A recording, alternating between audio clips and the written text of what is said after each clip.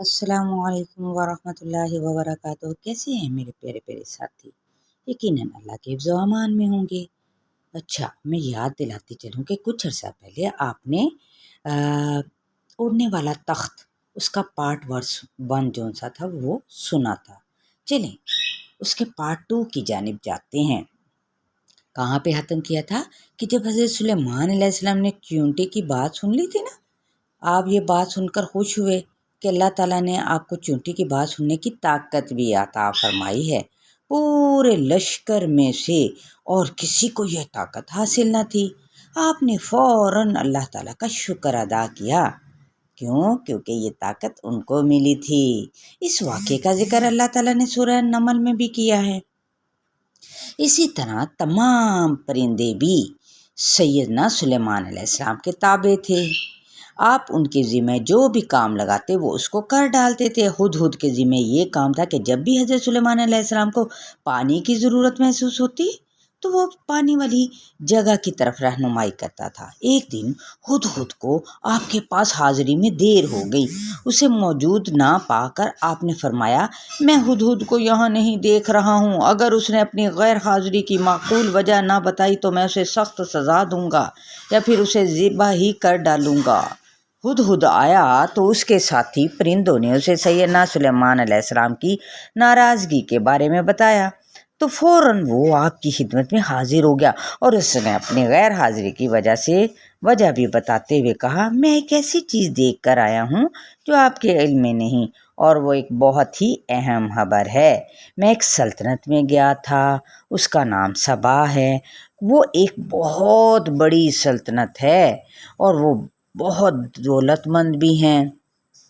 उसका एक तख्ते शाही भी है। उस तख्त में तरह तरह के हीरे जवाहरात और मोती जड़े हैं, लेकिन उसकी हुक्मरान एक मलका है। वो लोग गुमराही में डूबे हुए हैं। शैतान ने उन्हें वरगला रखा है, हैं? वो एक अल्लाह की इबादत नहीं करते जो अर्श अजीम का मालिक है, जो उनकी हर हरकत से बाखबर है।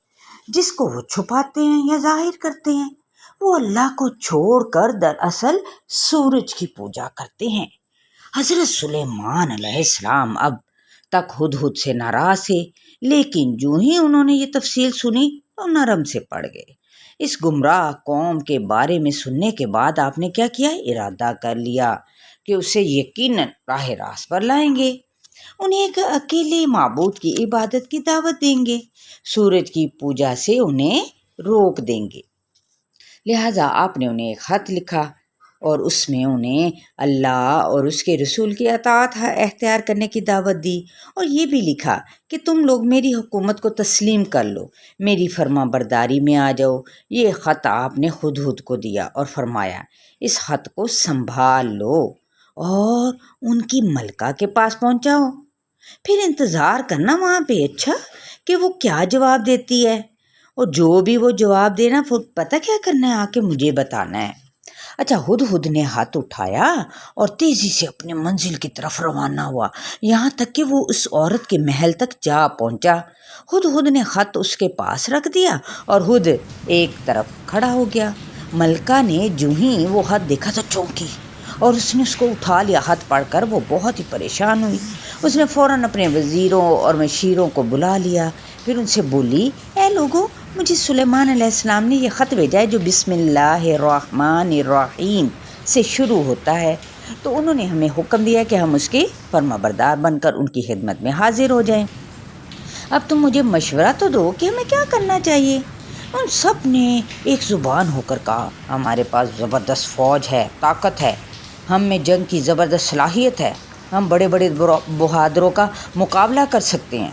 इन सब कमालात के बावजूद हम फ़ैसला क्या करते हैं? आप पर छोड़ देते हैं। हम आपके हर फैसले को बिला चूं चरा मानेंगे। ملکہ ایک بہت ہی ذہین اور عقل مند عورت تھی۔ اسے اچھی طرح معلوم تھا کہ معاملات کو کیسے نپٹایا جا سکتا ہے، لہٰذا اس نے حضرت سلیمان علیہ السلام کے ہاتھی سے اندازہ لگا لیا تھا کہ وہ کس قدر طاقت کے مالک ہیں۔ ان کا مقابلہ کیا جا سکتا ہے، نہ انہیں کسی طرح دھوکہ دیا جا سکتا ہے۔ چنانچہ اس نے اپنے وزیروں سے کہا، بات یہ ہے کہ جب بادشاہ کسی شہر میں داخل ہوتے تو اسے ویران کر ڈالتے ہیں، وہاں کے عزت دار لوگوں کو ذلیل کر کے رکھ دیتے ہیں۔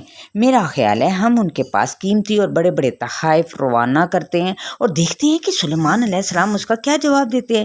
یہ سن کر سب نے کہا، اوہو، یہ تو بہت ہی اچھی رائے ہے۔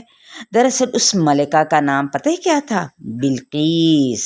ملکہ کا خیال تھا کہ وہ ان تحائف سے حضرت سلیمان علیہ السلام کی خوشنودی حاصل کر لے گی۔ ساتھ ہی ساتھ وہ یہ بھی چاہتی تھی کہ جو قاصد تحائف لے کر جائیں وہ حضرت سلیمان علیہ السلام کی طاقت کا بھی اندازہ لگا کے آئیں۔ اسے یہ بات تو معلوم ہی نہیں تھی کہ حضرت سلیمان علیہ السلام حالت کفر میں ان کی کوئی بھی بات نہیں مانیں گے، وہ تو انہیں دائرہ اسلام میں لانے کے خواہش مند تھے۔ ان کی اصل خوشی تو اس بات میں تھی، ہدہد نے حضرت سلیمان علیہ السلام کو سارا حال آ کر نہ کہہ سنایا۔ اس کے چند دن بعد بلقیس کے جو قاصد تھے نا، وہ تحائف لے کر وہاں پہنچ گئے۔ جوں ہی قاصدوں نے حضرت سلیمان علیہ السلام کو دیکھا تو ان سب پر کیا ہو گیا تھا؟ روب طاری ہو گیا۔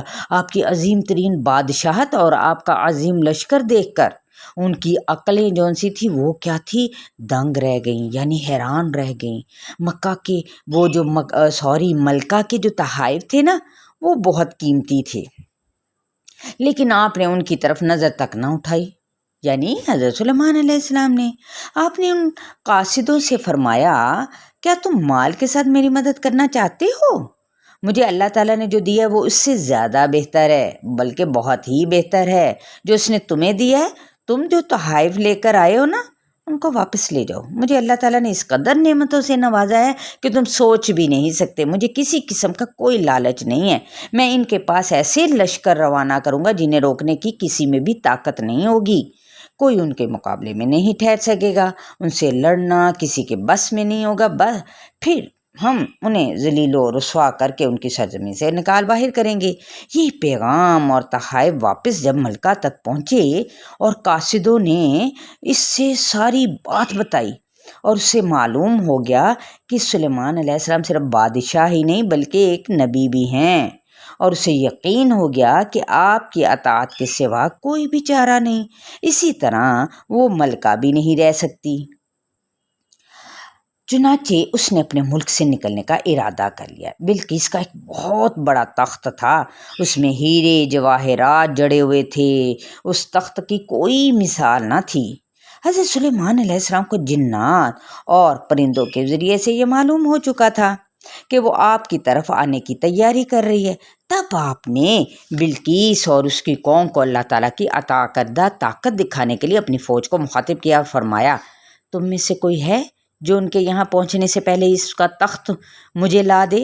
آپ کی بات سن کر ایک سرکش دیو نے آپ سے عرض کیا، میں مجلس برخاست ہونے سے پہلے اسے آپ کے پاس لا سکتا ہوں، یقیناً میں ایسا کرنے پر قادر ہوں اور ہوں بھی امانت دار۔ اچھا، جس کے پاس کتاب کا علم تھا بول اٹھا، میں آپ کے پلک جھپکنے سے پہلے ہی اسے آپ کے پاس پہنچا سکتا ہوں۔ پھر واقعی حضرت سلیمان علیہ السلام کے پلک جھپکنے سے پہلے ہی ملکہ بلقیس کا جو تخت تھا نا، وہ آپ کے سامنے موجود تھا، اور اس پر آپ نے اللہ کی تعریف بیان کی اور فرمایا، کیا فرمایا؟ ھذا من فضل ربی، یہ میرے سب کا سب میرے رب کا فضل ہے تاکہ وہ مجھے آزمائے اور میں شکر گزاری کرتا ہوں یا ناشکری، اور شکر گزار تو اپنے ہی فائدے کے لیے شکر گزاری کرتا ہے، اور جو ناشکری کرے تو میرا پروردگار بے پرواہ اور کریم ہے۔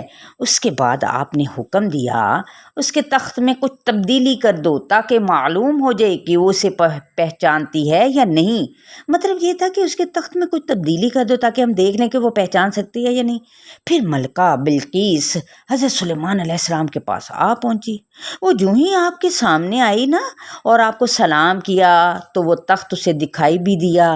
تخت کو دیکھتے ہی نا وہ حیران رہ گئی، اس پر دہشت سے طاری ہو گئی، سوچ میں پڑ گئی یہ تخت ہے یا میرے تخت جیسا ہی، لیکن اگر تو یہ میرا ہے تو یہاں کیسے آ گیا؟ ابھی وہ سوچوں میں گم ہی تھی کہ حضرت سلیمان علیہ السلام نے اس سے پوچھا تمہارا تخت بھی ایسا ہی ہے؟ چند لمحے تک تو وہ کوئی جواب نہ دے سکی کیونکہ پریشان ہو گئی، سوچ رہی تھی کہ کیا جواب دے۔ آخر اس نے کہا یوں لگتا ہے جیسے یہ وہی ہے۔ آخر کار حضرت سلیمان علیہ السلام نے اسے کہا یہ تمہارا ہی تو تخت ہے اور یہ اللہ تعالیٰ ہی کی قدرت ہے کہ یہ یہاں موجود ہے، لہذا تم ایک اللہ پر ایمان لے آؤ جس کے سوا کوئی معبود نہیں، یعنی توحید کی دعوت دے دی۔ جس طرح تم اپنے تخت کو پہچاننے میں غلطی کر چکی اسی طرح اللہ کو پہچاننے میں بھی غلطی پر ہو۔ تو وہ کوئی جواب نہ دے پائی۔ بلقیس اور اس کی قوم دراصل اس خیال میں تھی کہ علم اور ترقی میں وہ سب سے آگے ہیں، یہ تھا ان کا گمان۔ لیکن یہاں آ کر جو کچھ انہوں نے دیکھا تھا تو اسے کیا ہوا، اب وہ یہ محسوس کیے بغیر نہ رہے کہ ان کی سلطنت کی ترقی حضرت سلیمان علیہ السلام کے مقابلے میں کچھ بھی نہیں ہے۔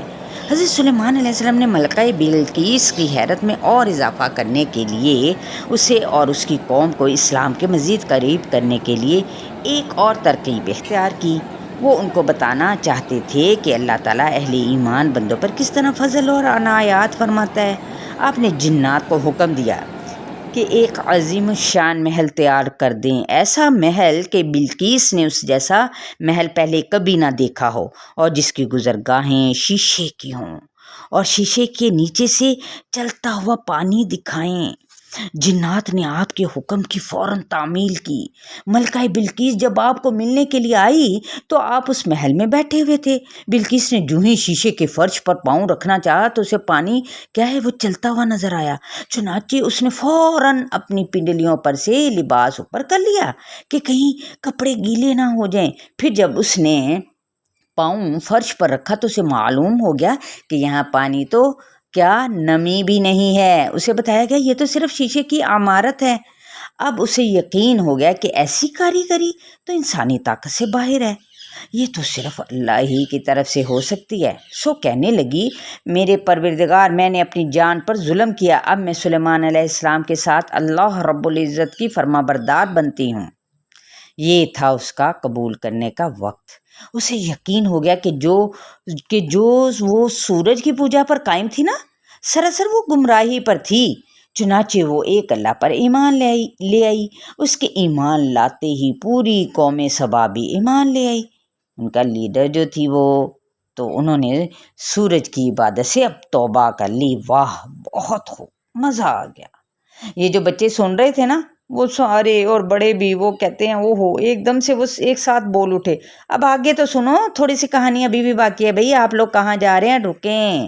ان کی والدہ نے کہا ہم پوری توجہ سے سن رہے ہیں امی جان، ہمیں بہت مزہ آ رہا ہے، یہ اچھی بات ہے۔ جیسا کہ میں تمہیں بتا چکی ہوں کہ حضرت سلیمان علیہ السلام کی فوج میں جنات بھی تھے، یعنی جن، اور آپ کے حکم سے سمندروں میں غوطہ لگاتے جس کے وہ ماہر تھے اور ہر وہ کام کرتے تھے جس کا آپ انہیں حکم دیا کرتے تھے۔ لیکن ان جنات کا یہ دعویٰ تھا کہ وہ غیب کی باتیں جان لیتے ہیں۔ آپ ان کی یہ غلط فہمی جو ان سی تھی وہ دور کرنا چاہتے تھے۔ آپ نے جنات کو بیت المقدس کی تعمیر پر لگا دیا اور خود لاٹھی کی ٹیک لگا کر کھڑے ہو گئے۔ اسی حالت میں آپ کی وفات ہو گئی، لیکن آپ اسی طرح لاٹھی کی ٹیک سے کھڑے رہے۔ چنانچہ یعنی آپ کی روح پرواز کر چکی تھی، لیکن آپ کا جسم لاٹھی کے سہارے اسی طرح کھڑا رہ گیا جس طرح کہ زندہ حالت میں تھا۔ ادھر جنات کام میں مصروف رہے کیونکہ حضرت سلیمان علیہ السلام تو ان کے سامنے موجود تھے اور ان کے حکم کو پورا کرنا ان کے لیے ضروری تھا، لہٰذا انہوں نے اپنا کام تو جاری رکھا۔ اسی طرح مدت گزر گئی، یہاں تک کہ ان کا کام مکمل ہونے کے قریب ہو گیا۔ ادھر اس لاٹھی کو کیا تھی، آہستہ آہستہ دیمک مسلسل چاٹ رہی تھی، یہاں تک کہ لکڑی جون سی بالکل کھوکھلی ہو گئی اور آخر اس قدر کمزور ہو گئی کہ حضرت سلیمان علیہ السلام کے وجود کو مزید سہارا نہ دے سکی اور وہ ٹوٹ گئی۔ اور اس کے ساتھ ہی حضرت سلیمان علیہ السلام کا جسم نیچے گر گیا۔ تب کہیں جا کر جنات کو معلوم ہوا کہ حضرت سلیمان علیہ السلام کا تو بہت مدت پہلے انتقال ہو چکا ہے۔ اس طرح ان کا یہ دعویٰ غلط ثابت ہو گیا کہ وہ غیب دان بھی ہیں۔ دوسرے لوگوں کو بھی معلوم ہو گیا کہ غیب کا علم صرف اللہ تعالیٰ کے سوائے کسی اور کو نہیں۔ جنات اگر غیب دان ہوتے تو اتنی طویل مدت تک مسلسل کام نہ کرتے رہتے، فوراً کام سے الگ ہو جاتے۔ تو لہٰذا اللہ تعالیٰ فرماتے ہیں پھر جب ہم نے سلیمان پر موت کا فیصلہ نافذ کیا تو جنوں کو گھٹن کے کیڑے کے سوا کسی چیز نے بھی سلیمان کی موت کی اطلاع نہ دی، اور وہ اس کی لاٹھی کو کھاتا رہا۔ پھر جب وہ گر پڑا تو جنوں نے جان لیا کہ اگر وہ غیب جانتے ہوتے تو اس رسوا کن مشقت میں مبتلا نہ رہتی۔ ان کی والدہ یہاں تک کہہ کر خاموش ہو گئی۔ واقعی آج کی کہانی آپ یقیناً آپ نے سنی، واقعی ایسی تھی نا جیسے بالکل جادوئی کہانیاں ہوتی ہیں، ہے نا، لیکن یہ کہانی بالکل سچی ہے، جبکہ وہ کہانیاں عام طور پر جھوٹی ہوتی ہیں۔ یہی بات ہے نا امی جان؟ آصف نے بھی جلدی سے کہا۔ ہاں جی بالکل، اب تم آرام کرو، البتہ یہ غور کرتے رہنا کہ اس کہانی سے تمہیں کیا کیا سبق ملے ہیں۔ جی بالکل، یقیناً آپ بھی غور کریں گے انشاءاللہ۔ ٹھیک ہے، تو آگے اب اس کے لیسن کی جانب بڑھتے ہیں کہ لیسن کیا ملتا ہے ہمیں۔ جی لیسن کہ وقت نمبر 1 کسی کے لیے نہیں رکتا۔ یہ مقولہ ہم سنتے رہتے ہیں نا، لیکن ایک بندے نے سورج کو اشارہ کیا اور سورج غروب ہونے سے رک گیا، یہ بات نہیں محسوس ہوتی ہے نا۔ ہوا ہمیشہ کشتیوں کے مخالف سمت میں چلتی ہے، یہ بھی سنتے آئے ہیں، لیکن ہوا کسی کے حکم کی پابند ہو، جدھر وہ چاہے اسی طرف ہوا چلنا شروع ہو جائے۔ اس نے سفر کرنا ہو، ہوا اس کا تخت اٹھا کے چلنا شروع کر دے، پرندوں کے پر اس کے لیے سائباں کا کام دیں، ایسا شخص کون ہو سکتا ہے؟ اور یہ سب کیسے ممکن ہے؟ ٹھیک ہے، تو یہ سب اللہ تعالیٰ کے اذن ہی سے ہے، وہ جس کا حکم ہر چیز کے مالک نے ان کو دیا تھا۔ تو یہ تھا اڑنے والا تخت۔ یقیناً آپ کو مزہ آیا ہوگا اور آپ نے اس سے لیسن بھی سیکھنا ہے، اور سب سے بڑھ کر آپ نے اسے اوروں کو بھی شیئر کرنا ہے تاکہ ان کو بھی پتہ چلے کہ ہمارا دین کیا ہے، حضرت سلیمان علیہ السلام کا قصہ کیا تھا۔ ٹھیک ہے، چلیں جی، السلام علیکم ورحمۃ اللہ وبرکاتہ۔